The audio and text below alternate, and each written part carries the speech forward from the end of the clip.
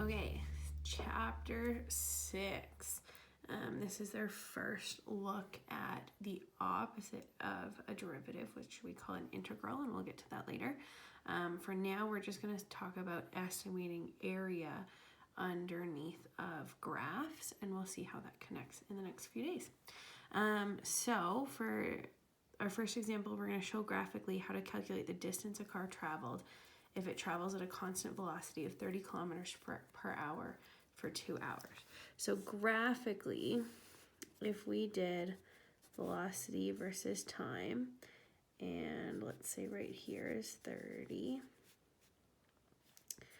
and let's say there is 2 hours. If we've got a constant velocity of 30, oh, that's so not focused. There we go. If we've got a constant velocity of 30 and then we're traveling for 2 hours, basically, hopefully from physics 20, remember that the distance that something travels is the area underneath a velocity times VT graph. If it's going 30 kilometers per hour for 1 hour, it will have traveled 30 kilometers. So for 2 hours, it's going to travel 60 kilometers. So distance equals velocity times time. So 30 kilometers per hour times 2 hours. Our hours are going to cancel there, and we end up with 60 kilometers. Another example, show graphically how to calculate the distance the particle travels in 5 seconds if it starts at t equals 2 and moves with a velocity of 2x plus 3. So this is, we're going to have the y-intercept at 3, so 1, 2, 3. And then our slope is 2.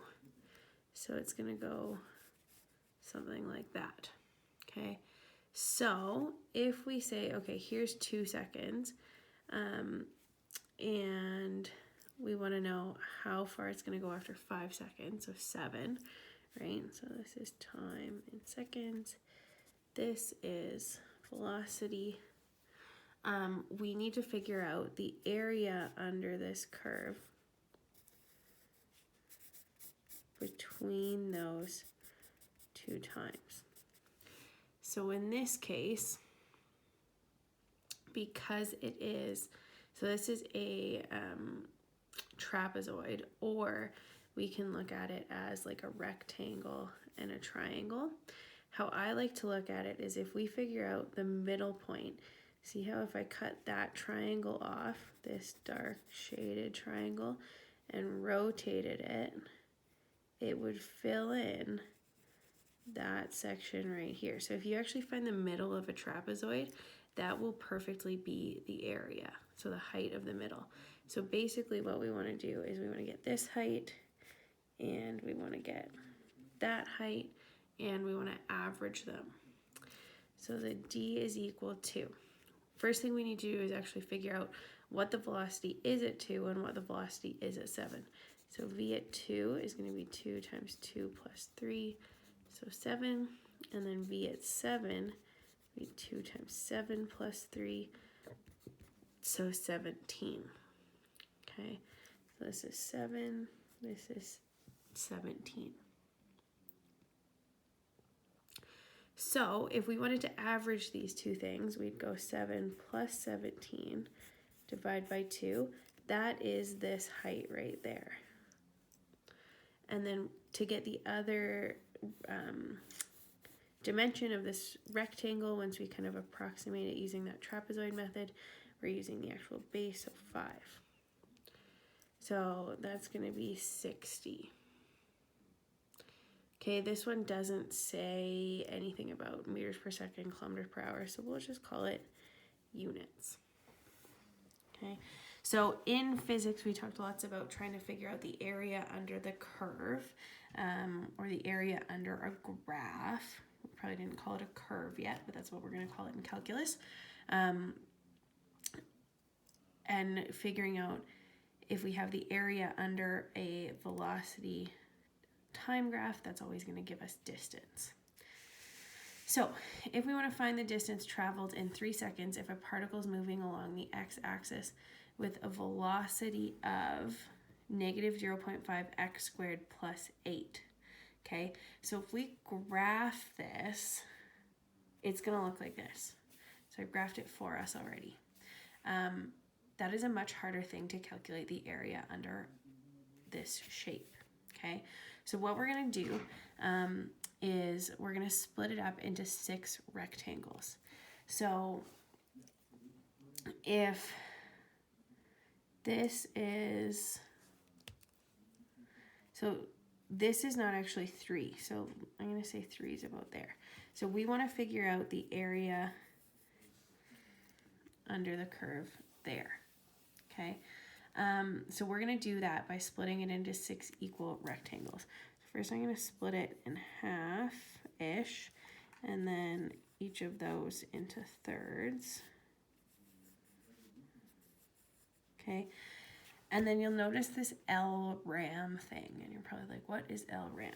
So LRAM is what we call the left rectangular approximation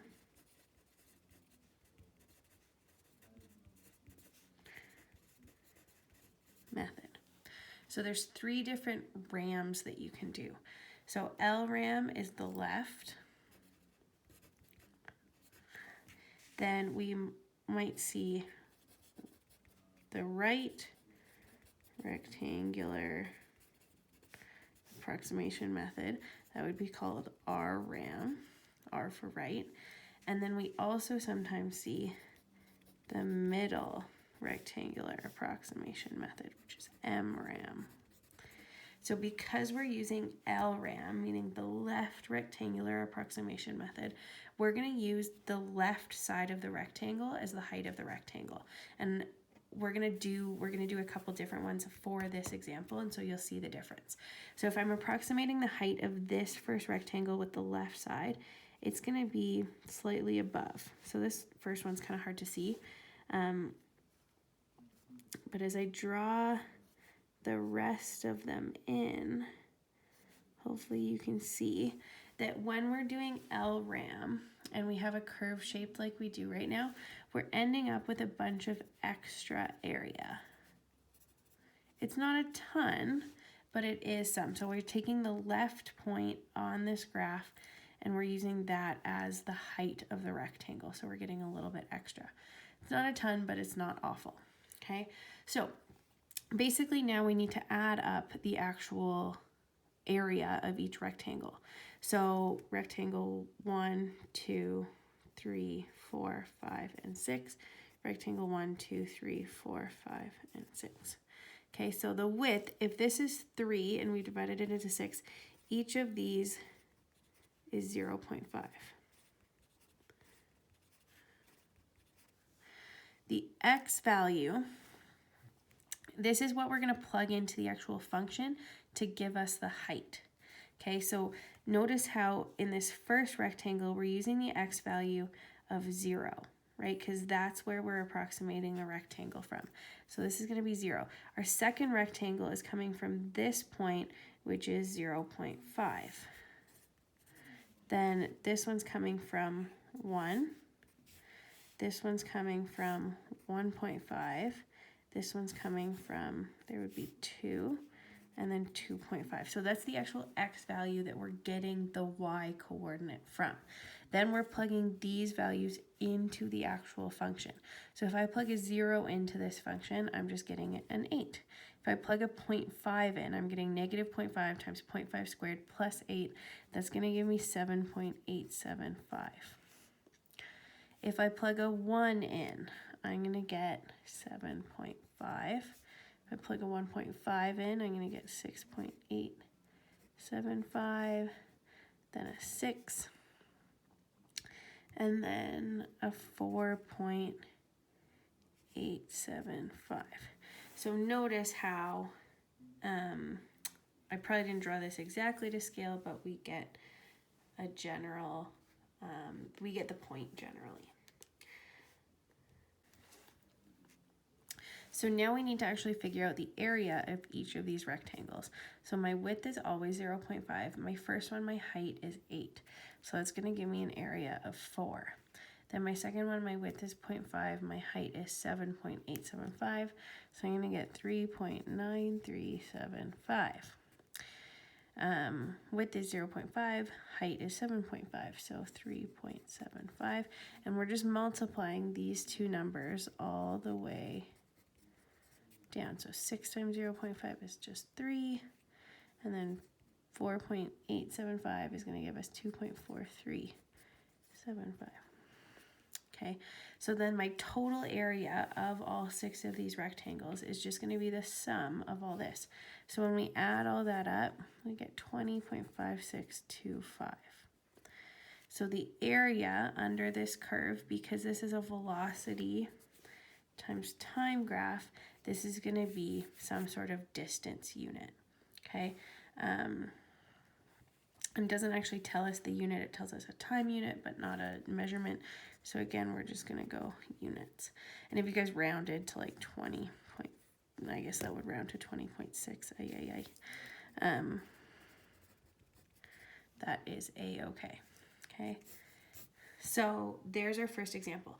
We're going to do the same example with a different rectangular approximation and just show you how it's slightly different.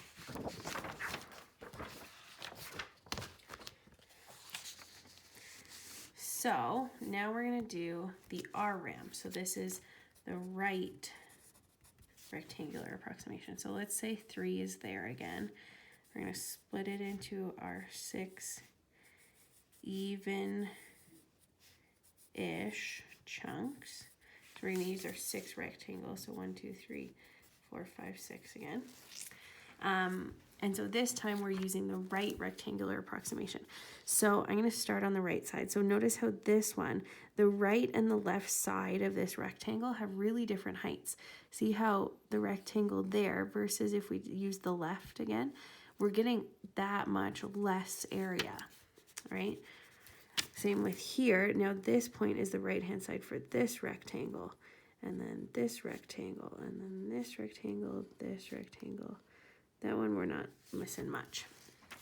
But see how now we're kind of short all of this area. So this, using this right rectangular approximation method, we should get less area than we did the last time, okay? So, because this can get really, really time intensive, we're gonna build lists into our calculators that can calculate this for us, okay? So we want to do this in the easiest way possible. So our first list, and lists you can access from the stat function. So if you guys remember regressions from last semester, hey look, maybe they're useful now in Calc. We don't actually do regressions, but we go to the same sort of place to see this. So if I press the stat function and then I go edit, I have my lists. And so there's a bunch of stuff in here. I'm going to clear them. Remember, if you want to clear a list, highlight the actual L1 or L2 or whatever, and go clear, enter, and clear, enter. Okay, so in our first list, we're going to put the x coordinate so we're going to put the x coordinate of our rectangle. So this time we're using the approximation from 0.5 and then 1, 1.5, 2, 2.5, and 3. So instead of 0, 0.5, blah, blah, blah, blah, blah, and stopping here, we're not using 0, we're using these coordinates. So that's what I'm going to put in my first list. So 0.5, 1, 1.5, 2, 2.5, and 3. So 0.5, 1, 1.5, 2, 2.5, and 3. Okay, so that's my first list. That is the x coordinate that I want. Now my second list, I want this as the actual height of the rectangle at that spot. So I want this list to calculate 0.5 into my function and spit out the height, the y coordinate for it. So if I scroll up and highlight the list, see how I can start typing down here and it's going to appear down there? So I want to actually put the equation in. So I want to put in this negative 0.5 L1 squared, right? So I want this as my x value. So I want it to pull my x value from my first list. So I'm going to go negative 0.5. And then to get to your list, you're going to go second stat, which is list, right? So there. And then it gives you right away L1, L2. So we want to put in L1. We want to square it. And then we want to add 8 to it. And we're going to enter that and see how that fills. So now we have the height of the first rectangle, height of the second rectangle, height of the third, fourth, fifth, sixth. Okay, and that makes sense because they're slightly less than they were the last time if we compare our kind of second column from our last, or our height column from our last example. Okay, so we could fill all this in here. So 7.875, 7.5, 6.875, 6, 4.875, and 3.5. Okay, so now we want to, in our L3, we want to go, okay, 0.5 times the height. So this is the width of each of our rectangles, and then this is the height of each of our rectangles. So in L3, we're going to scroll up to highlight the L3, and then when we start typing, it's going to give us a rule. So we're just going to go 0.5 times L2. So that's where we go second list again. And then this time we're plugging in L2. We hit enter, and it's going to calculate all of that for us. So we have 3.9375.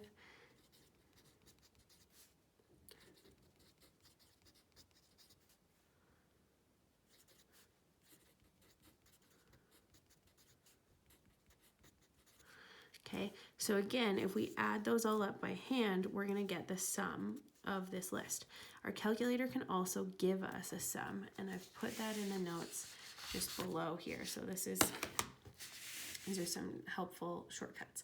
Okay, so this first one, if we go second, so get out of that by going second mode to give us the quit function. So if we go second stat, so give us list again. If we scroll over one to the top, and this is going to give us operations, and there's some stuff, but the one we're after is one more over in math. So min, max, mean, median, sum, all of this stuff this is product, all of this stuff should look familiar as far as math functions. We want to do number 5, which is the sum. And we want to tell it to sum what's still in our list in L3. So we're going to go second list again and scroll down to L3, and then that's going to sum all of those numbers for us. So 18.3125. So that's a little bit laborious even with our calculator. So as we move through this chapter, we're going to get more and more easier and maybe not necessarily easier, but more accurate and less labor intensive ways to do this, because we can all figure out the area of a rectangle and add it. Okay, then we're gonna do one more approximation, the same thing using the middle rectangular approximation method. So if here's 3 again, we're gonna still divide this into 6 as even as we can chunks. So as opposed to the left or the right, where we're using either, if we're talking about this last rectangle, this or this as our approximation, we want to use the middle. Okay, so this one, we're missing this bit, but we have that much too much. So this one's going to even out a lot more than our other ones did. So notice how 18.3125 is significantly less than our last one, 20.6.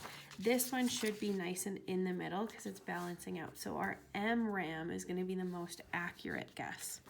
So in between this point and this point, there's our like rectangle there,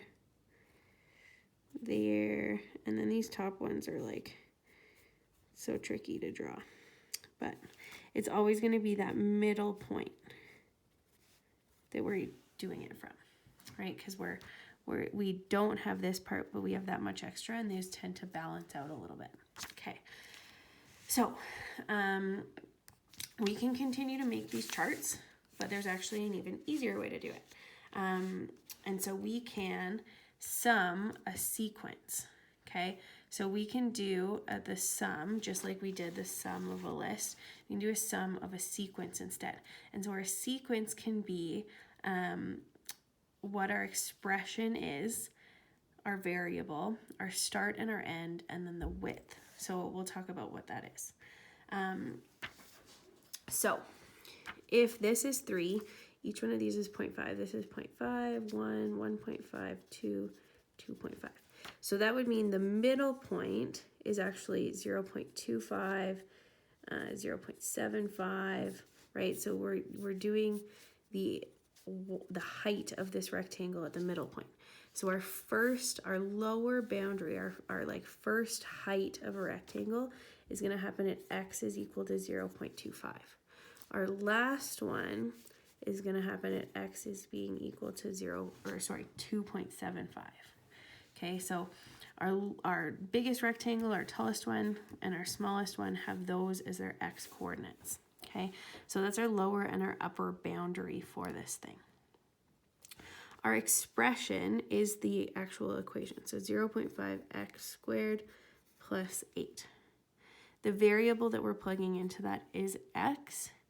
And our first x value that we want to plug in is 0.25. So that's that's this point here. Our last value of x that we want to plug in is 2.75. Okay, so that's our upper limit there. Our step is the distance between the x values that we want to plug in. So if we go from 0.25 to 0.75, that's a step of 0.5. Okay, so 0.25, 0.75, 1.25, blah, blah, blah, blah, blah. That's the middle of each of our rectangles. So it's going to do that until it reaches that end spot. Okay, so if we just plugged our calculators into the sequence there, it would give us all the values there. But what we're going to do is we're going to get it to sum that sequence, and that's going to give us the total height, and then we're going to multiply each of those by the width. Okay, so this part is the height, of the rectangle times the width of, times the width of the rectangle, and the sum is just adding up all of them.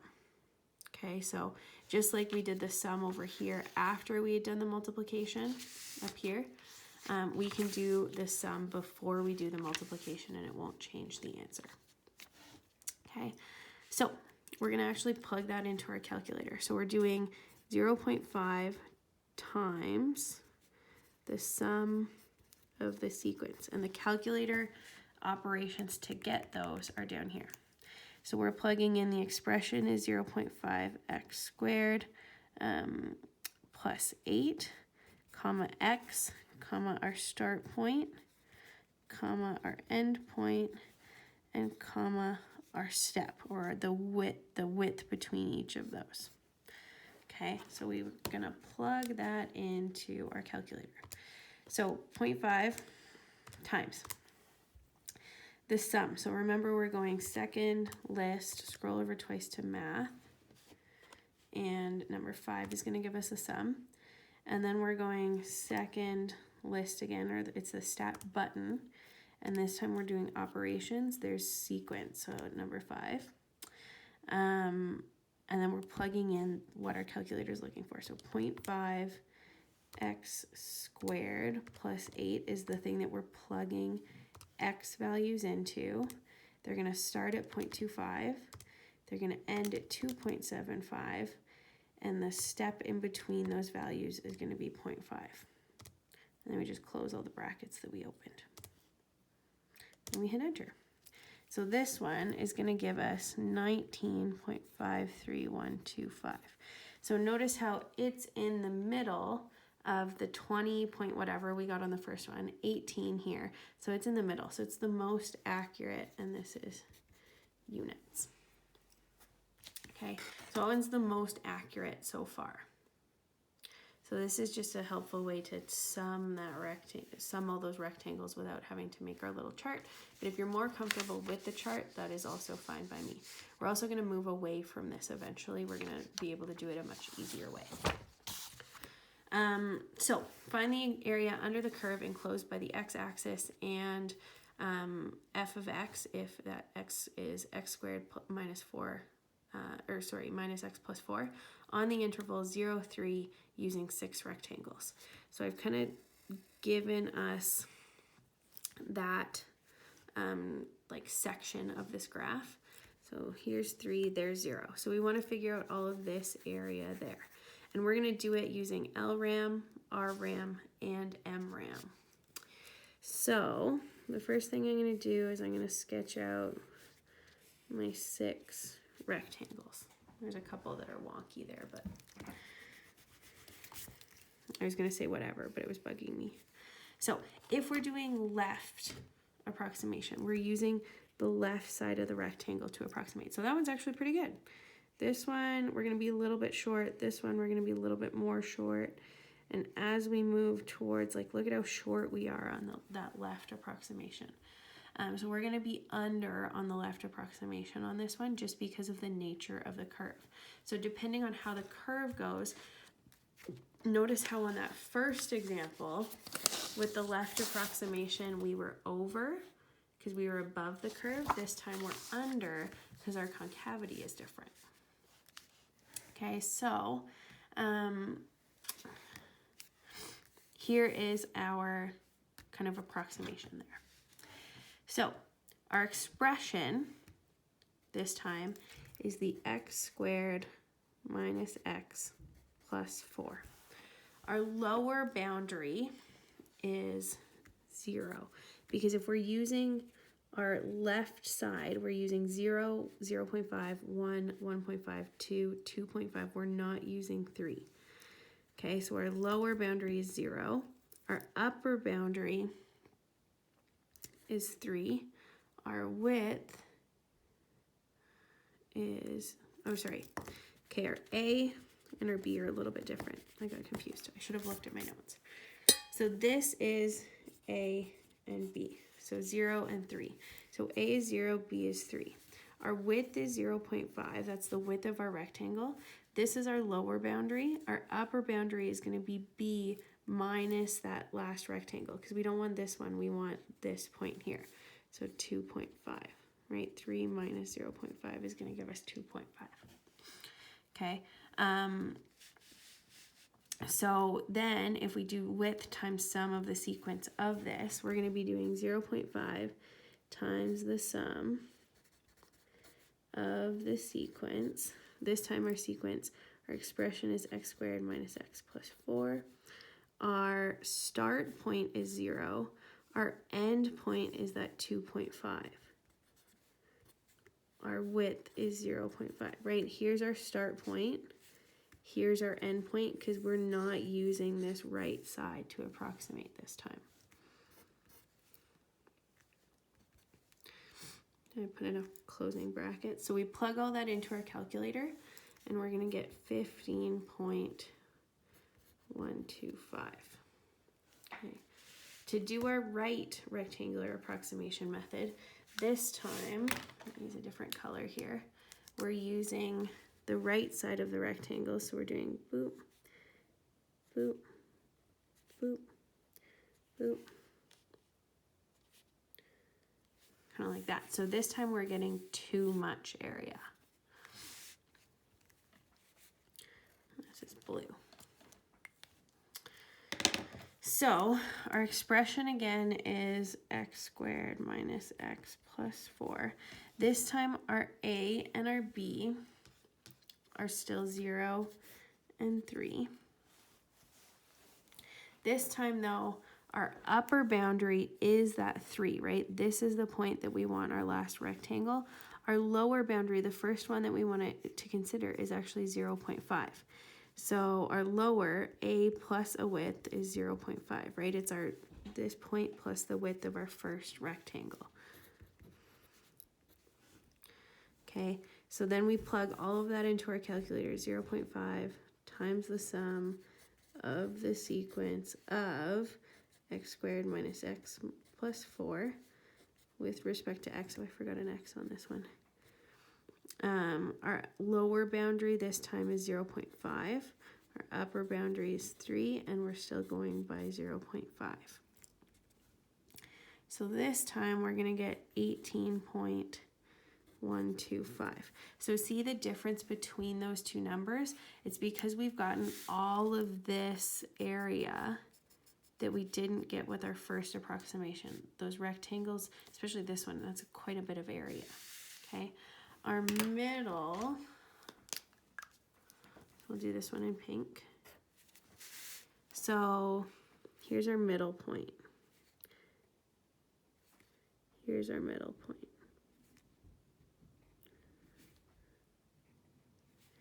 So this one is kind of in between our blue and our pencil. There you can see. This one is so crooked, but whatever. Okay, so we're taking the middle of the rectangle, we're using that as the height, and we're drawing the line. It's not necessarily, so this one's going to be closer, like it's a smaller than half rectangle because of the exponential-ish nature of this function. So our expression again is x squared minus x plus 4. Our a and b are 0 and 3. Our width is 0.5. This time our lower is going to be a, so our lower boundary, plus half of one width, right? Because we want it in between 0 and 0.5. So it's going to be a, so 0 plus 0.25, so we get 0.25. And then our upper boundary is going to be b minus half of one width. So 3 minus 0.25, so we get 2.75. Okay, so we plug all of that into our calculator again, 0.5 times the sum of the sequence of our expression. Our start point is 0.25, our end point is 2.75, our width is 0.5. I guess I put an extra one there. Oh well. This time when we calculate that, we get 16.4375. So that's in the middle of our two numbers that we've gotten already, which makes sense because it is the most accurate. So this one was over, this one was under. This one's the closest we've gotten. It's not super precise, but it's still a pretty dang good accurate guess. Okay. So, which of the three estimates will result in the most accurate estimation in these cases? Okay, so we're going to go through the options. So we've got, for every case, we've got MRAM, we've got RRAM, we've got LRAM. Okay, so the first thing I want to do is actually draw this graph. So we're going to go y equals negative 2x to the 4 plus 36x squared. We're going to graph it. Okay, and so the window that we have right now is kind of useless on this interval. So I really only care about between 3 and 4, and then I'm going to zoom way out on my y window. So we're going to change our window. I really only care about between 3 and 4, so I'm going to go from 2 to 5 to give myself some space. And scale by 1 is fine. I don't care about, it was above the x-axis, so I don't care about any of the negative y's. And I'm going to go up to like 1,000 and just see. And then I'm going to scale by 10. So 1,000 was a bit big, so I'm going to go back in and maybe I only need 100. That isn't great, so this time let's go 200. So it's a little bit of an experimentation. There we go. So we care about from here to there. Okay, so that's what our graph is going to look like. So we're going to give ourselves a little sketch of that. I guess that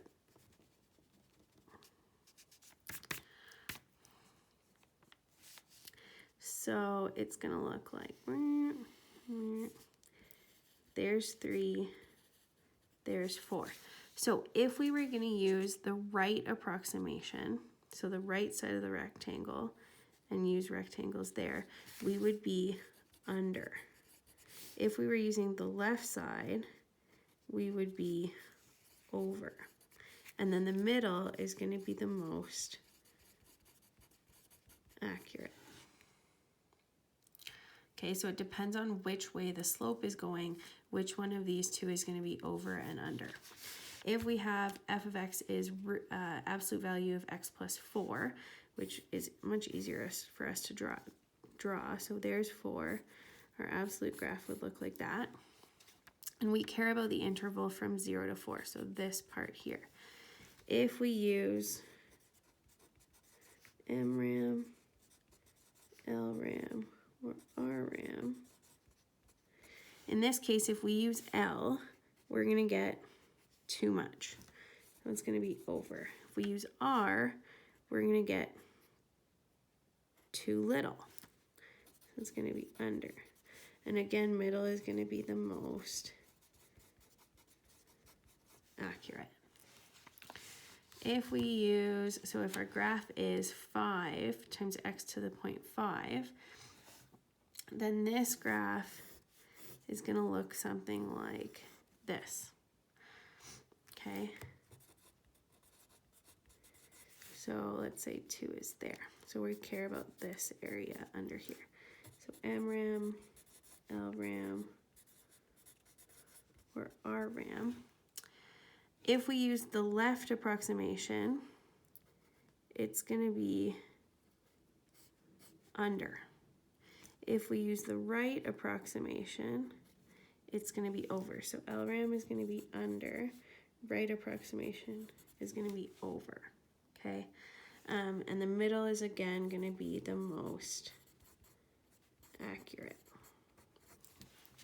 So when we have negative slopes, we're going to see RRAM being under and LRAM being over. See how that's true of both of these ones when we have negative slopes?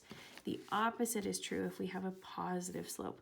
Our LRAM is going to be under and our RRAM is going to be over based on where that extra bit of rectangle is. In all 3 cases, our MRAM is going to be the most accurate. Okay. What we're going to get into later in the unit is as the number of rectangles increases, you get more accuracy. So generally, it's going to be like divided into 4 or 6, maybe 8 rectangles, just because to do the sum of anything more than that is just obscene. But as we do more and more and more rectangles, you're losing, or like you have way less of this, right? Because the rectangles are going to be skinnier and you're going to have way less of that area kind of sticking over or sticking under, right? So as you get more rectangles, you're going to get more accuracy. We're not going to worry about that too much yet. Okay, so this is the first half of his 6.1. I decided to split this one. We're going to talk about volumes tomorrow. So this one was just areas. So the practice problems for today are just the ones on the first half. So I don't have them off the top of my head. Let's find it. So you're going to do numbers, well, I guess page 274, numbers 1, 3, 9, 11, 33, and 35. So if you'll notice, I finally went through and changed it, so there's some odd number ones for you, so you'll be able to see solutions. And I picked out ones that are more of an easier level, so you shouldn't be worried about like the AP rigorness of this. So not a ton to do, but a few to practice of kind of splitting it up, seeing the difference between MRAM, RRAM, and LRAM. If you have any questions, let me know, and we'll do the second half, the volume chunk of this section tomorrow.